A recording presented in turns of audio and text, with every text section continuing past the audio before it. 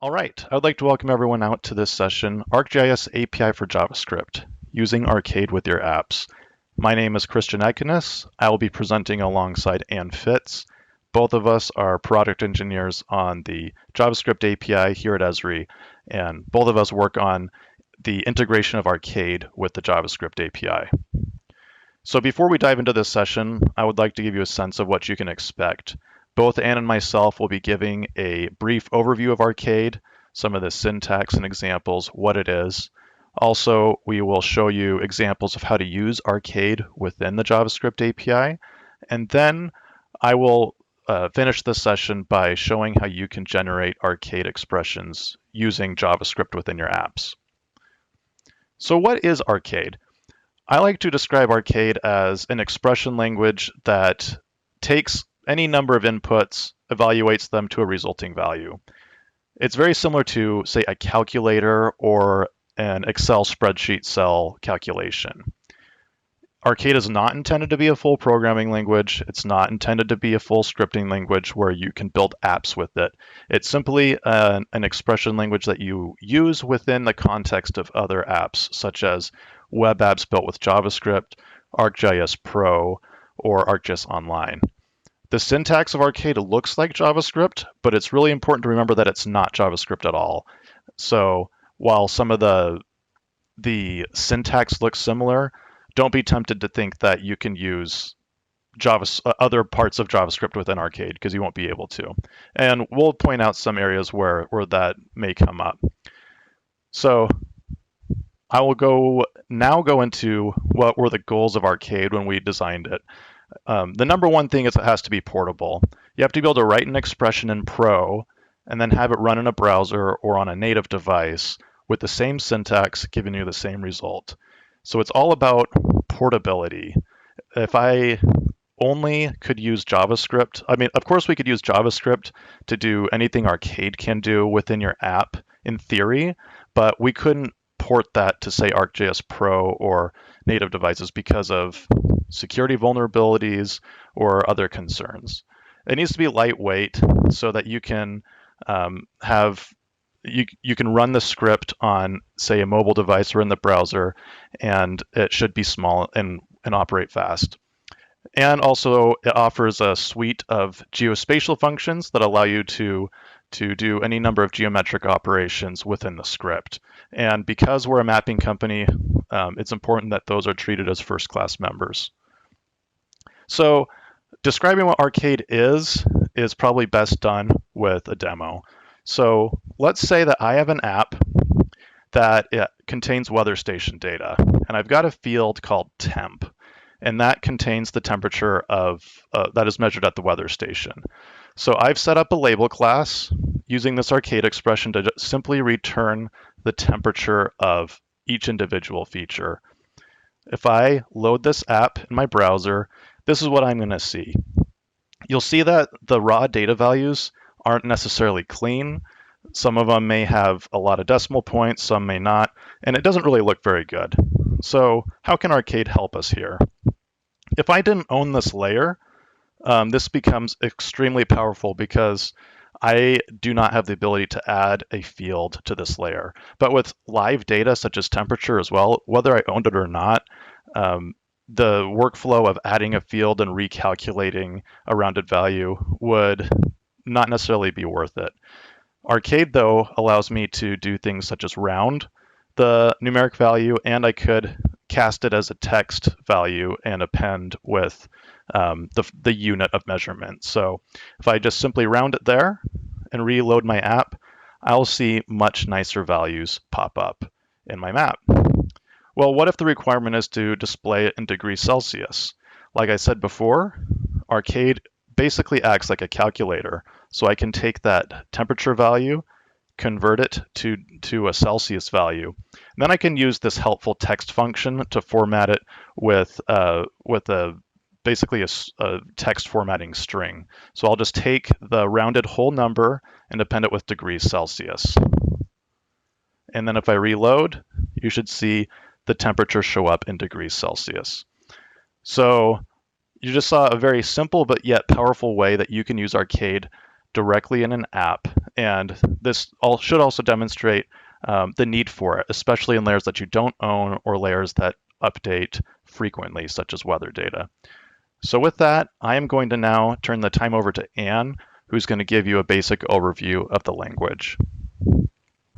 Thanks, Christian. Next, let's do a quick language overview for those of you who are new to using Arcade. So first, some basic features about the language.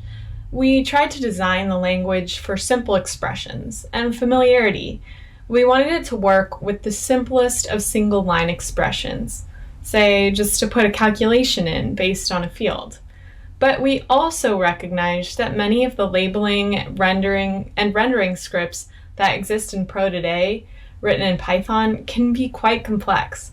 So we wanted to support more complex language features. I do want to emphasize, though, that Arcade is not intended to change its environment. It's simply a calculator, and it is self-contained. Now let's take a look at the Arcade documentation and guide pages. Okay, so I just wanted to point out that our guide is pretty extensive in going over the structure and logic of the language and going through the types that we support. So probably the most useful part of the Arcade doc, though, is this playground. The playground allows you to play around and test out your Arcade expressions and returns the result and the data type of that result. Let's test it out with something simple like 2 plus 2. And then we'll just hit the test button. And you can see we get the result 4, and the type of that result is type number, which we would expect. It's important to point out that Arcade supports implicit returns, so you don't have to state return 2 plus 2, though you can, and you'll get the same result. Arcade also supports multi-line expressions, where the last line of the expression will be the line that's returned.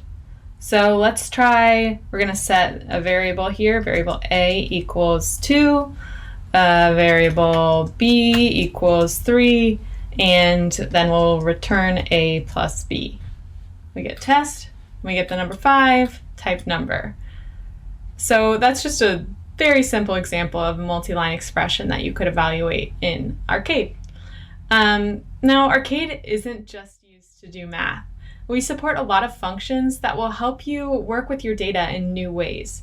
We can see that this whole list of functions in this function tab over here, some of these are math functions, some are geometry functions, some are deal with arrays. The list goes on. And you can see the full documentation if you click this function reference tab above. So let's take a look at a pretty basic function. First, I'm just going to delete that. Let's look at the array. So when we click on this function, it will bring us a little code snippet into the playground. And if we want to learn more about this function, we can click this little info button over here. So this function returns a new array of a given length. So we can set our length, let's say we want an array of 5. And then this default value is optional. So if we just hit test now, we get an array of length 5 with a null value. And if we wanted to add a default value for the array, we could just do that. Now we get foo, foo, foo, foo. Awesome. Okay, and Arcade is a case-insensitive language. So no matter what my capitalization is in this array function, it will still work. And the result will be the same. Great. So next, Arcade also supports if and for loops and user-defined functions.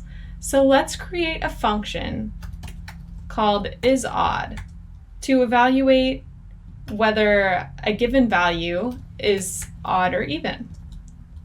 Okay, so I created my function.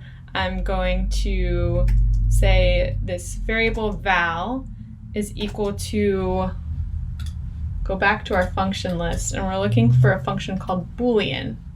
Here we go.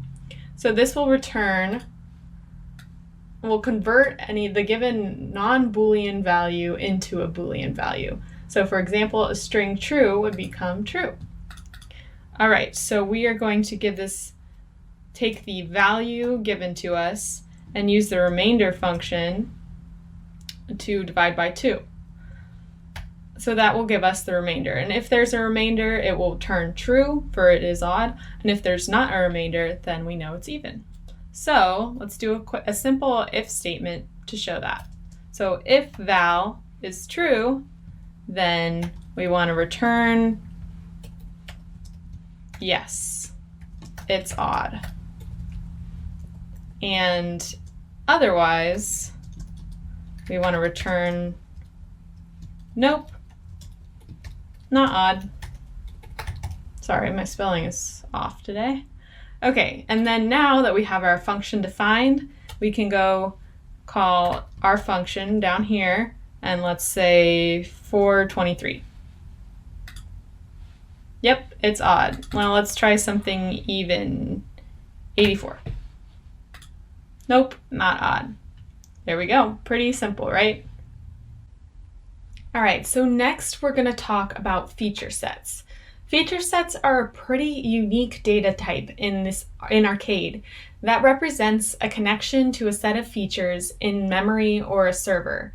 It allows you to access features from feature service layers within the map or feature service. Now the playground provides some maps and feature services that you can use to test feature set functions. So let's go back to this Globals tab and we'll click on the Popup profile. Don't worry, we'll explain what these profiles are all about in just a little bit. But in this Popup profile, you can see that we have the following global variables available to us: feature, data store, map, and layer. Now, if we click on the map variable in this arrow, now you can see it shows us some functions we can use to get the feature set for different layer types. Let me just clear this out so we're starting from a clean playground. And I'm going to click this feature set by name function for the tax parcels layer. Now you can see this is using this function from the map and getting the feature set from this layer name. Now let's give that a variable name. We'll call it tax parcels. Okay, so we have that. And next, let's work with this data. So now we have all these features in the tax parcel feature set. Let's look at what parcels have 3 floors or more. So we can use the filter function on our tax parcels feature set, and we'll set the filter for where floor count, which is a field on this layer. So if we click this arrow, now you can see all the different fields that are available on this layer. So we're saying floor count is greater than or equal to 3. So we can go ahead and return this now just to see what that looks like if we return a feature set. And now you can see we're getting this kind of data table of all the information about the features in the feature set. But let's take this a little further. Let's count the number of features in this feature set. 52.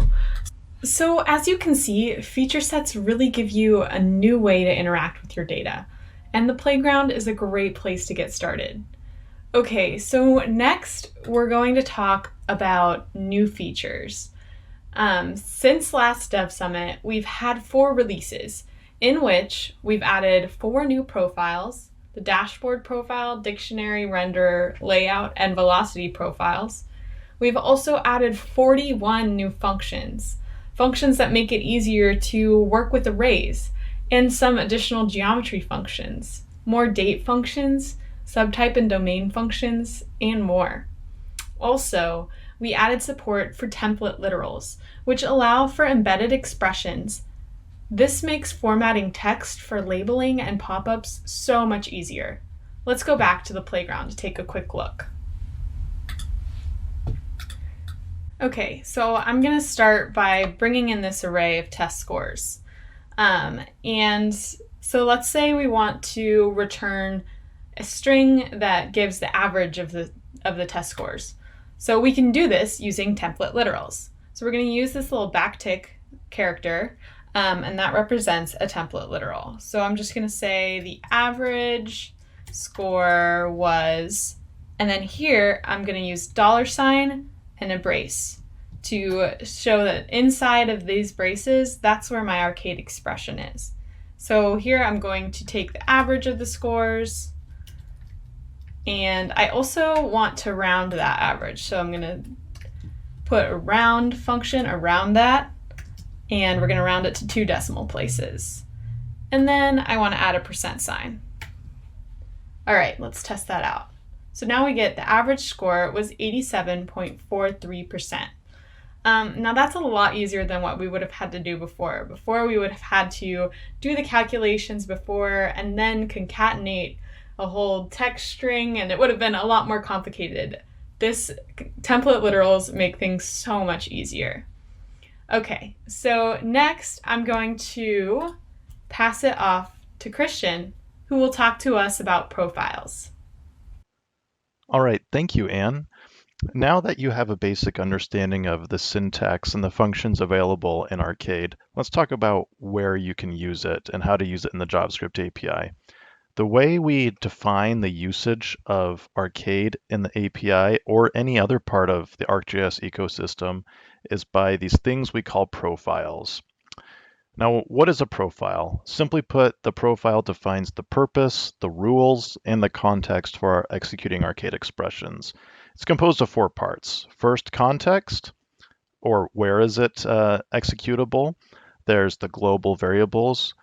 In other words, what are the inputs that I'm allowed to reference in my expression? There's the valid return types that I can return. And from the list of functions that I have available in Arcade, are any of those banned or not available to me in this profile? So we're going to step through several profiles available to you in the JavaScript API. I'll first go over this visualization profile. This profile essentially defines the rules for using Arcade within the renderers. So we have a number of renders available to you for styling your layers, such as the class breaks render, unique value render, and within those, the visual variables, which basically overrides symbol properties along continuous ramps. You also have the $feature global, which this allows you to reference the attributes or even the geometry of a feature within an Arcade expression. You also have access to the view scale, and I'll show an example of that later. Depending on the renderer type, you can only return the text or number for the renderer within the expression. And you are not allowed to use feature set functions. The reason for that is because oftentimes feature sets require connecting to a service where we make queries, and considering the fact that the Arcade expression will execute for each and every feature of the layer, that making a request for data within the expression can severely impact the performance of your app.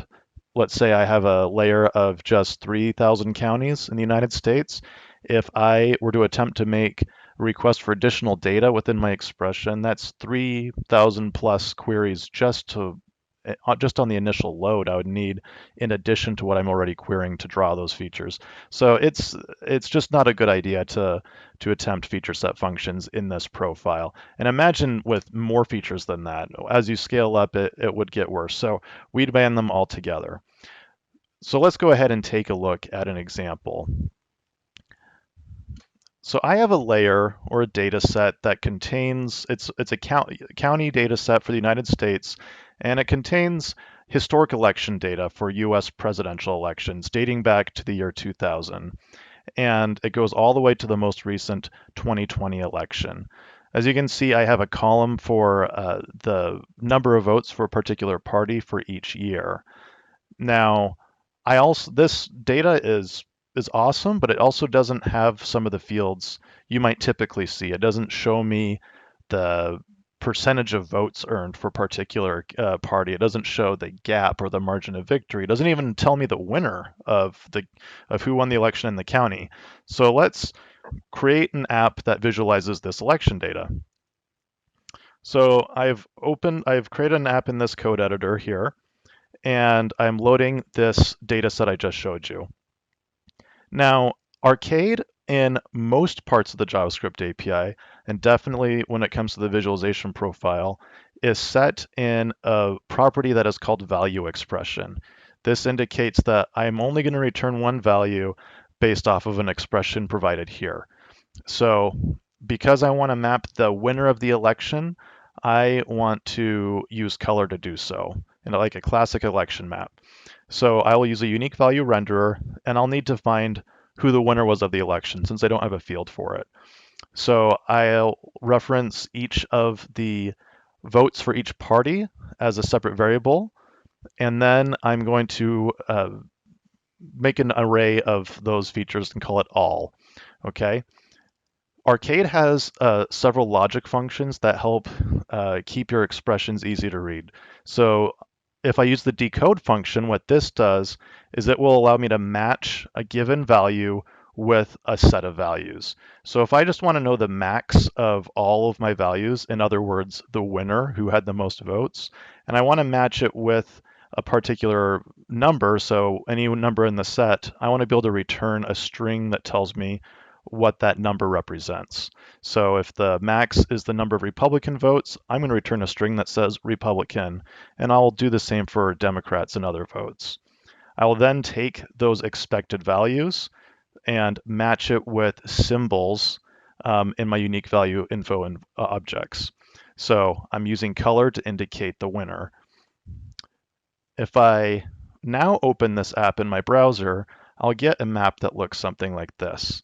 So each county is shaded based on who got the most votes in the presidential election, Trump, Biden, or another candidate. Now, any good cartographer would cringe when they see this map because of a number of issues, but one of them being is that it doesn't really tell the story of the election very well. Yes, it's accurate in the sense that we know who won in each county, but it overemphasizes or gives too much importance to the rural counties throughout the United States, whereas the urban counties are buried. They're smaller area-wise, but they contain much more votes than you see in these solid red counties in the middle of the country. So we can use Arcade in the same render to get around that issue. Let's say that I want to show who earned the highest share of the votes or somehow indicate that. I can use an opacity variable to do that.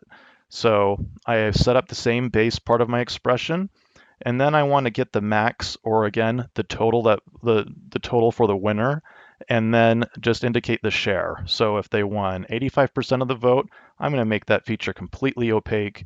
If they won 40% or less, then I want to make it mostly transparent.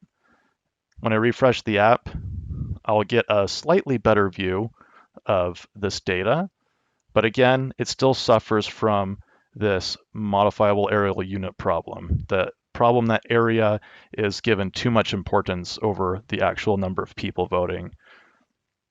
So that's where size comes in. I'm going to enable this really long size variable.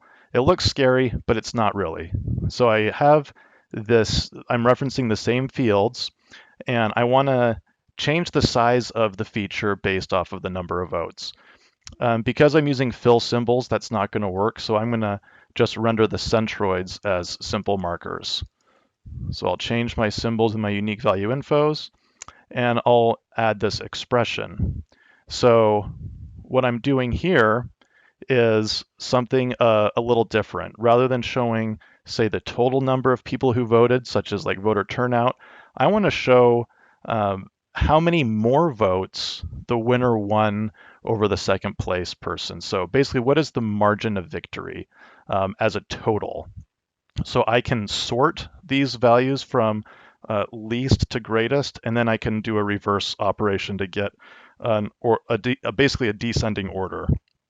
And what I'll do is I'll take the first element and subtract it from the second element. This will be my margin of victory. And since it's not turnout, I'm going to say margin of victory. And I'm going to map the value of, if they won by 100 votes, they're going to have a size of 2 pixels. If they won by 500,000 votes, it'll be 40 pixels. All right, well, let's look at what this map will look like now. And you will see something that represented reality a little better. So now the urban areas on the West Coast and on the East Coast, Chicago, and in Texas are given much more importance because that's where more votes turned out for the winner. You still see a lot of red counties, and even in this area here in Kentucky and Tennessee and outside kind of rural areas in Georgia, areas where Trump won by slightly more higher margins than he did in other rural counties. So you get a much better picture of what the election results were in 2020 for president. Well, something else that you can use is use the view scale. So if I zoom in to some of these areas, now all of a sudden these small red circles become invisible and hard to read. If I want to make this visualization work well across scale, I can leverage the view scale global to my advantage. So rather than set just static numbers across all scales, I can pass another size variable for my max size and my min size, and just pass in a simple expression, $view.scale, and then I'll map various view scales to sizes. So when I zoom in past this point, the size of the max value will be given a 40. When I zoom out, I want those values to shrink so it looks nice. And on the min size, I want the small values to get larger as I zoom in so they're more visible. So if I refresh this app, I should see a similar looking map as I saw before, but now if I zoom into the same area, note that the red circles are more visible. They're growing. You can even see the growing legend over here as well. So this is just one example of how you can use Arcade to your advantage in the visualization profile. I'm going to now turn the time back over to Anne, who will walk you through some of the other profiles available in the JavaScript API. Thanks, Christian. Next, we're going to talk about the Popup profile. The Popup profile allows you to write expressions that return values to display in the view's popup. This profile lies within the context of the Popup template on the layer. It supports $feature, $layer, $map, and $datastore globals. It returns a text or a number, and it has no band functions. Let's take a look at some samples that use the Popup profile. So in this first example, we're trying to find the closest restaurant to a given hotel. So to start out, we'll use a feature set function, feature set by ID, to get the restaurant layer in a feature set from the map. Once we have this feature set of restaurants, we're going to see where these restaurants intersect with 1 kilometer buffer of the given hotel. So now once we have the restaurants within the 1 kilometer distance of the hotel, we're going to calculate the distance for each of those restaurants to the hotel, and then we are going to find the closest distance and set that as our closest restaurant. And now we can use template literals to output our text into the pop-up. So we use this backtick to represent the template literal, and we set the hotel to the feature name, $feature.name. We set the closest restaurant to the closest restaurant we found up here, and the name of that. And then we can use this little if statement to set the hours. If the hours field on the restaurant is not empty, we'll set the hours in the pop-up to the operating hours of the restaurant. Okay, and then down here, let's see, we're getting the script up here, bringing it into our function, and then to set the pop-up template, we're just going to say closest restaurant is the title of the pop-up, and then the content will just be the expression that we just wrote. Okay, let's take a look at what that looks like. So let's click this hotel. You can see that this is Mimi's Hotel in Soho, and the closest restaurant is Gopal's of Soho. So let's click, this looks like the closest restaurant, and we can see that the name is Gopal's of Soho. and the hours do not exist, so that's why we didn't see, or the hours are null and not showing, so that's why we didn't see it in that hotel pop-up. Now let's take a look at this hotel. Here we can see the hotel's name is Fieldling, the closest restaurant is Masala Zone, and we get the hours. So if we click this restaurant, which looks like it's the closest one, we can see that the hours are there too. Awesome. So next we're going to take a look at a sample from our documentation. In this sample, we're getting the predominant category and the strength of the predominance, and displaying that in our pop-up template. We're also using this to drive the visualization, but we'll just focus on the pop-up for now. So first we have this arcade expression to get the predominance. We'll start by giving our fields an alias, so this will be what displays in the pop-up. If not labor force 16 is the predominant feature, we want to display don't participate in the labor force. And if this field is a predominant, then we want to say that most people participate in the labor force. So we're creating this user-defined function called getPredominantCategory, and we're going to see where the value of the array mentioned above is greater than the max value. And if it's greater than the max value, we'll set that as our maximum value and our maximum category. And so that will be the predominant field. And we'll just return that max category here. Okay, and the other arcade expression here is the strength of the predominance. So we're just getting these field values from the pop-up, and then we're calculating the maximum of those field values and creating the sum of those field values, and then dividing that max value by the total sum and multiplying that by 100 to get the percent. So now let's go down. We're bringing in these arcade expression infos from above. This is where we are setting them on the renderer. So that's back talking about the visualization profile, but down here is where we are setting our pop-up template. So for each pop-up, we're going to show the county and state, and then we're going to use this text pop-up to display the field of the unemployed percentage, and then we're going to use our expression here to show the strength of the predominance and use this expression to show which is predominant. So if I click on a feature, we can see that we have the percent of unemployed people, and then this is our strength that we calculated, and then here is that alias that we created for the predominance. So most people don't participate in the labor force here. And that's just showing a really simple example of how you can use fields that you calculate to display a certain text in your pop-up.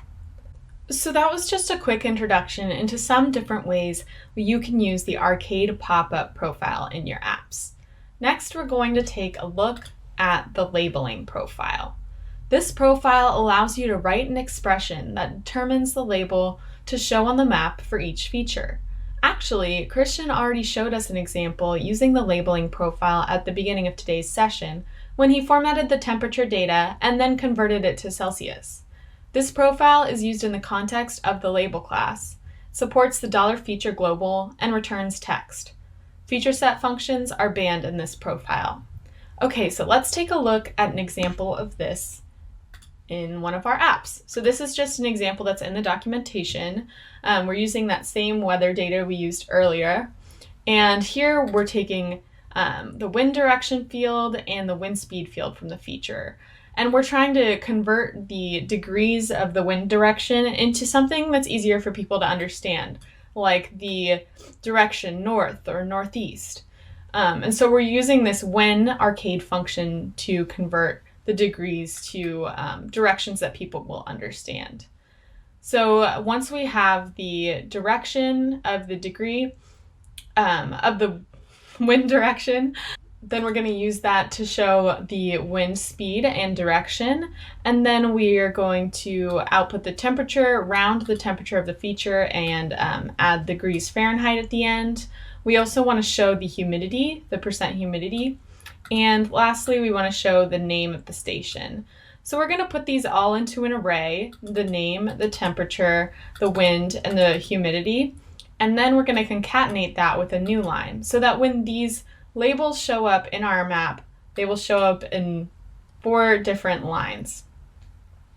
Let's go take a look down here at the labeling info. And to bring this expression in, all we have to do is use getElementID for the label expression up here. And then we can decide what font and where we want the label to be placed. So that was just a quick example on the labeling profile in Arcade. If you want to see more of the examples of the labeling profile in context, you can check out our documentation for more sample code.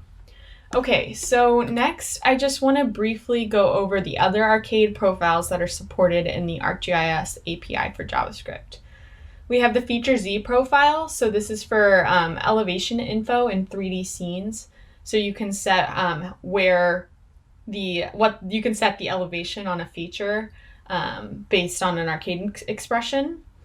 Next, we have constraint, and this is used in the feature form widget and in field config. And lastly, we have field calculate, which is only used in 3x, so there's no use for this in 4x. All right, so that's all we have for you on profiles. I'm going to pass it back to Christian, who will talk to us about how you can generate Arcade for your users. All right, thanks, Anne. I'm going to close up this session now discussing a topic that I find very interesting, fun, and that is generating Arcade in behalf of your users. Of course, apps like ArcGIS Pro and the ArcGIS Online Map Viewer, they provide an Arcade editor that allows you to author your own Arcade expressions and save them to your layers. Anne also showed you the playground earlier, which allows you as the developer to test your expressions within that context. Well, once you have an expression written, what if you need to create new expressions based off of user input? This is where this step comes in. And let's take a look at what this looks like on a fundamental level. On the most basic level, you can use Arcade for normalizing data. So if I have a data set of educational attainment levels, and I have levels such as earned a associate's degree, earned a bachelor's degree, earned a graduate degree, and I want to combine those into a value that says this is the number of people or the percentage of people who completed college. I can write a function that generates that for the user. If they have an element that says, show me all the people who finished college, I can create this expression for them. So they don't have to worry about all those other subdivisions that they may not care about. So if you look at this function up on top in this slide, it takes an array of fields, an optional normalization field, and it returns a string representing the Arcade expressions. And all I'm doing is I'm appending the keyword $feature before the field names, and then I'm adding them together. And if a normalization field is provided, I'm going to divide by that normalization field and multiply by 100. And then, of course, I'll round the result. And so if the developer or the app were to call this generate arcade function for this given array of fields, this is what the resulting arcade expression would look like as returned. So let's look at an example. So I took the same election data set, this one here, that has all these fields that I showed before, and I wanted to make a map that showed shift in votes for a particular party. And this is what I came up with just by messing around with it for a few minutes. These maps are pretty popular. It shows, oh, these counties shifted or voted more Republican than last election, or they voted more Democrat than last election. And I came up with this visualization which shows some interesting patterns. Utah and Idaho going more Republican, the Rio Grande Valley in Texas more Republican, the suburbs of Atlanta going more Democrat. Areas like that are pretty fascinating. But how did I use Arcade to create this map?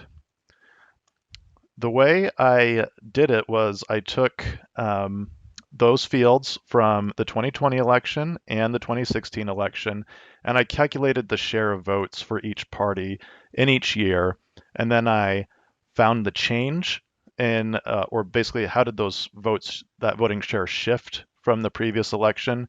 And then I did that decode method of finding which one shifted the most. So it's very similar to that previous example I showed earlier, but this time it's just with shift. That determines the color, and then the size, it's basically the same expression. The only difference is that I'm going to size it based off of which party shifted more. And that's how we got this map here. Well, as you saw in this data set here, it doesn't just have data for 2020 and 2016, it also contains data for previous years. So what if I want to make an interactive map that allows me to explore how voting shifted between each election? Well, that's exactly what I did. And this is what I got here. So I now have a map. I have slightly different symbols, arrows pointing right for moving more right, or blue arrows shifting to the left to indicate a leftward voting trend. And I can see the same pattern for 2020. But I added this slider so the user can explore other years. I found 2016 fascinating because there was either a shift toward the right or a shift toward the middle, not so much toward the left, with the exception of Atlanta. But you can go through each of these years and see how interesting the pattern has changed. Well, in order to do this, I have to create a new arcade expression every time that slider changes. And I even allow the user to change or to select a single party so they can see how it shifted for that one party in each election. So pretty cool things that you can do all with Arcade and the JavaScript API. So let's dive into how this actually works. So I open up my developer tools and I'm going to set up some breakpoints in my app. So I already have this visualization, and let's go ahead and switch it to 2016. All right, so this stopped in here. So you see in my slider, I have a watcher that watches the value, and I see the year is now 2016. Go ahead and update my layers. I step into that function and it calls this function to generate a new renderer. And this is that same expression you saw before. So I have a year that is passed in, and then I can get the previous year just by a simple calculation. And then I'm going to build out my expression based off of those. I already know the names of my fields. I just have to append the proper year that the user selected. So if I step down more, you'll see that this year is then used in this expression. So those values came through. And then if I step back here and let's open up my console and I check my value expression on my layer, I can see, I don't know why this 20, there we go.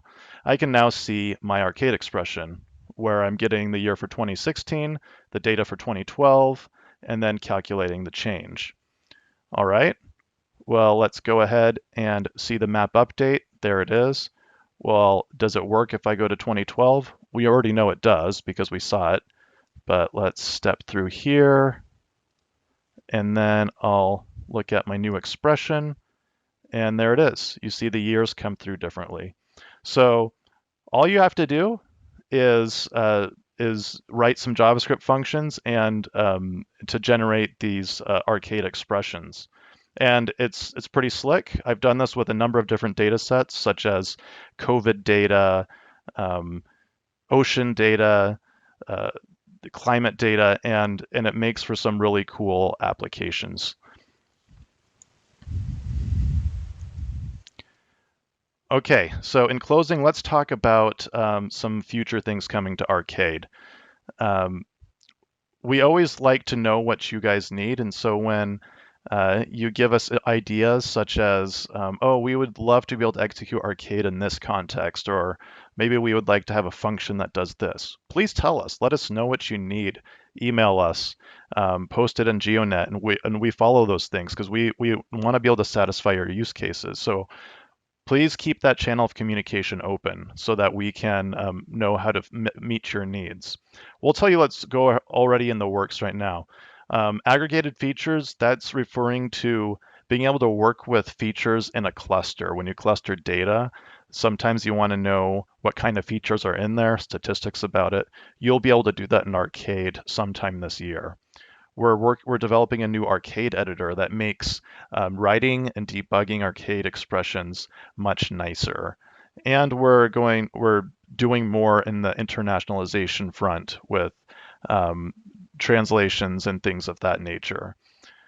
We also are undertaking several research projects that will likely um, step forward in another, I guess, to real work that we'll install, and that's importing expressions from different parts of your project, web requests, so you are not just querying ArcGIS sources, you can query other sources, and projection in the expanded Popup profile that allows you to return other elements. So some Arcade resources that are out there. These are some links that you will have access to when you download these slides. Highly encourage you to check out the blogs that we've written that teach some more of these concepts in more depth. Anne and I also have a repo on GitHub that you'll have access to. So please check out these resources. And I'd also like to thank you for watching this session and encourage you to please provide feedback. Let Anne and myself know what we can do that will help meet your needs some more. Did we do well as presenters? Was the content relevant to you? Please let us know so we can improve this session for next year. And on behalf of Anne and myself and all the folks who have worked on the Arcade team, I'd like to thank you for watching this session. All righty, thank you everyone for joining us. We're going to go ahead and get started with the Q&A portion of the session. So we'll just start from the top of the list and make our way down for whatever we have time for. So if you are if you are a fan of a certain question, go ahead and give it a thumbs up and that'll move it up to the top of the list. So first question, instead of manually copying and pasting Arcade code from layer to layer, are there any plans to have some sort of user-defined Arcade library where common expressions can be stored? I'll take this one. So as Christian mentioned, we are working on a new Arcade editor. And with part of that editor would be having a library of common functions, common expressions that are used that you would be able to just kind of click on like, oh, I want to see a predominance.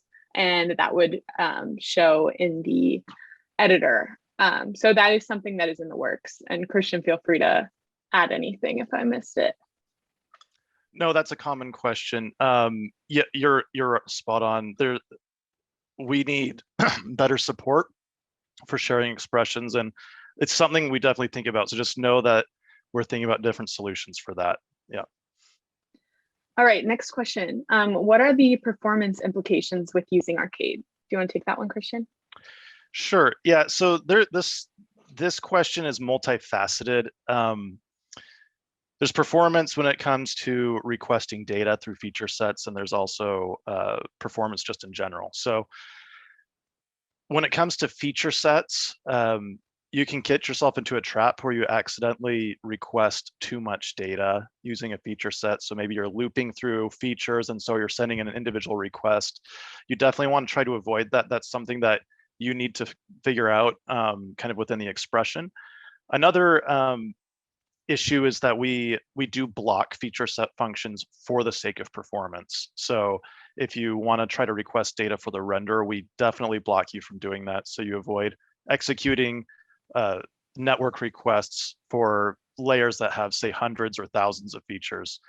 And on kind of the last note, what are the performance implications for Arcade in general? So the problem, I guess I shouldn't say problem, the thing that you need to keep in mind is that this does run client side. So for every time that you write an Arcade expression, say for your renderer or your labels, that will take some processing on your machine. So it does have a bit of slower performance than you would if you actually referenced a field value just by itself. So I do want to acknowledge that, though I will say that the performance is pretty fast in general, depending on the expression. Most people, 95% of people write pretty basic small expressions, so you shouldn't really see performance impacts there.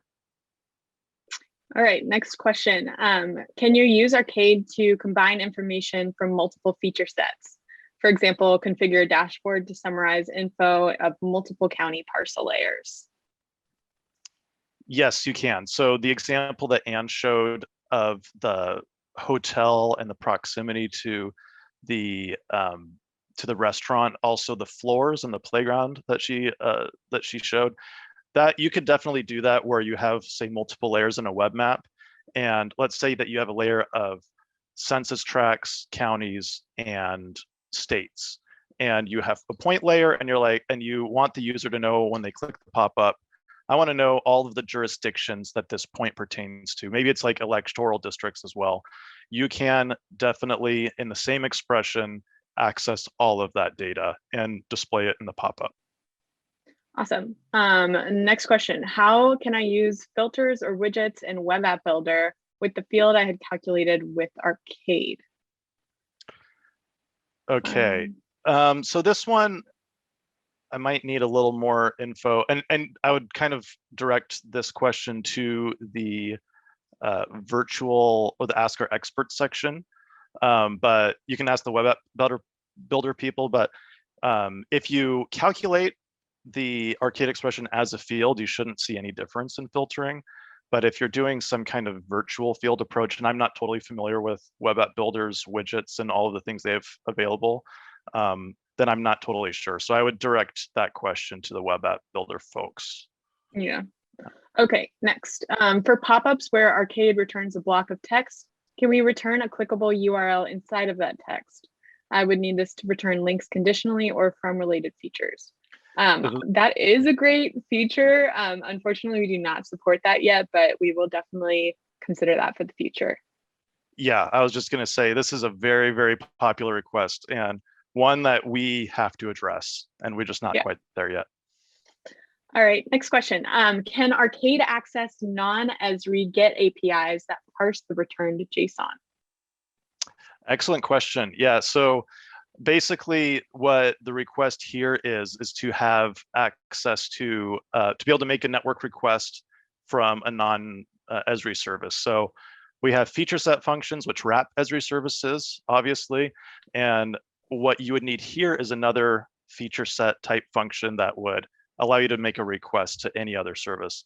That is something that we have been researching for years now. There's a lot of debate over how to solve that issue. There's a lot of security concerns that we have. We need to know how to handle security questions, and also the implementation. We want to make it as simple as possible, and that is being actively developed and prototyped and worked on right now. Just to let you know, I don't have a timeline on that, but it is definitely a research project we're tackling. Awesome. Okay, next. Any best practices for unit testing Arcade expressions? Ooh, that's a good one. So in order to, I guess, properly unit test Arcade expressions, you would need to have direct access to the Arcade interpreter. So within the core JavaScript API, we have an Arcade interpreter, which basically controls the execution of the Arcade. So when you set an Arcade expression on a render or on a pop-up, we know when to execute that Arcade. We basically handle it for you. If you're writing an app and you want a unit test, you unfortunately don't have access to that. And that's something that we are also kind of in this phase of discussing. How should we provide? We want to give you access to that, but we were trying to figure out how do we give you access to the interpreter, to the Arcade engine, so you can potentially even define your own profiles. And when you do a unit test, it's essentially you control that execution. So you're kind of creating your own testing profile. Something that we do, or that I've done, is set up functional tests instead of unit tests or screenshot tests. Those are kind of alternative ways where, say, you want to set up a functional test that mimics a point click, and then you can get the value, because then it will force the Arcade to execute within the context of the pop-up. So I would say like screenshot tests, functional tests, integration tests are kind of ways that you can do it right now. But we, as far as unit tests, we do that internally in the API, but we don't give you a way to do that right now. All right, next question. Are there any books or documentation that you recommend for reference to learning arcade expressions or seeing examples of others? And we do have our documentation at developers.arcgis.com/arcade. So there's a lot of information there that you can reference, and we can send that link out in the chat. And there is also a GitHub repository that has some common arcade expressions that we can also send that link as well. Do you have anything else to add, Christian? Nope. That's, yeah, we just write a lot of blogs, and I encourage you to check out the ArcGIS blog. Okay, next. How do you use Arcade in ArcGIS TypeScript API-based development? You want to take that, Christian? Sure. Yeah. So I showed some examples of this in the end of my, like, kind of those last demos where I was showing the electoral shift. Basically, when I'm writing a TypeScript app, and this, I have a bunch of examples on GitHub, and we can post the link to that GitHub repo in this chat even. But basically, you can create your own file or module and manage them in a TypeScript file where I use template literals. So if I'm like constructing arcade expressions dynamically, that's generally what I do. So I just take advantage of it there using template literals in TypeScript. It's not a whole lot different from JavaScript. Okay. Next question is there a way to debug arcade expressions written for attribute rules, whether upon inserting or updating in Pro? We are not as familiar with Pro and using Arcade in Pro. Christian and I work on the JavaScript API. So I recommend taking that question to the Ask Our Experts Pro channel and asking them there. Yeah, I don't think there's a way to do it, but this new arcade editor that Anne brought up will provide a way for you to be able to debug expressions from anywhere. So we're thinking about that as well. Yep. Okay, next up, is there any way to performantly create a dictionary with 50,000 plus entries in an arcade expression? For example, using $feature ID as the key, and then using client-side data for the value. It works fine with fewer entries, but fails once the dictionary size gets above a few thousand. Yeah, I've done this myself, and it looks like that several people have tried that as well. This is kind of your way of working around that web request limitation. Like, you can request it in JavaScript and then create this giant dictionary in Arcade to reference that data. Yeah, if you just have a few hundred features, it's totally fine. But I did it with 5,000 features, and it's not very performant. So I would just, yeah, I don't think there's really a way to work around that, because it's just a lot of Arcade that has to run. And if you're doing it, say, in a render, then your performance is basically thrown out the window at that point. And the pop-up, we can think about that a little more, but not in other profiles. Sounds good. Next question, are these code examples available on developer pages, or can we get access to them after this session? Yes, some of the samples that I did were available in the JavaScript developers documentation. Otherwise, we do have a GitHub repository that contains all the information for this session, and we will post a link. Next question. Thanks for the template literals. You're welcome. We hope you like them. Next up, do arcade expressions with feature sets work against client-side features, or do they always require API calls? Does it depend on the layer type? Yeah, yes, and sort of. So if you have a CSV layer, then, or a GeoJSON layer, and you're running Arcade, and yes, you can use Arcade in those layer types, then it's always going to be client side.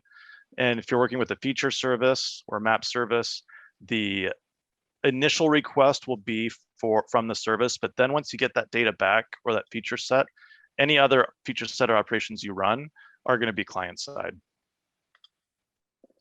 All right, and next question. Can I use this arcade expression in my map viewer in ArcGIS Online to improve how I show my data to users? I don't know which arcade expression you're referring to, but yes, there is a way to use arcade expressions within the map viewer, and we definitely recommend doing it. I think we are out of time. Oh, yep, we are reaching the end of our time. We will go through these additional questions. If there's a name on them, we will reach out to you individually. Yeah, thank you so much for joining us. If you have more questions, Christian and I are both in the Ask Our Experts web development channel. Thank you. Yep, thanks for joining.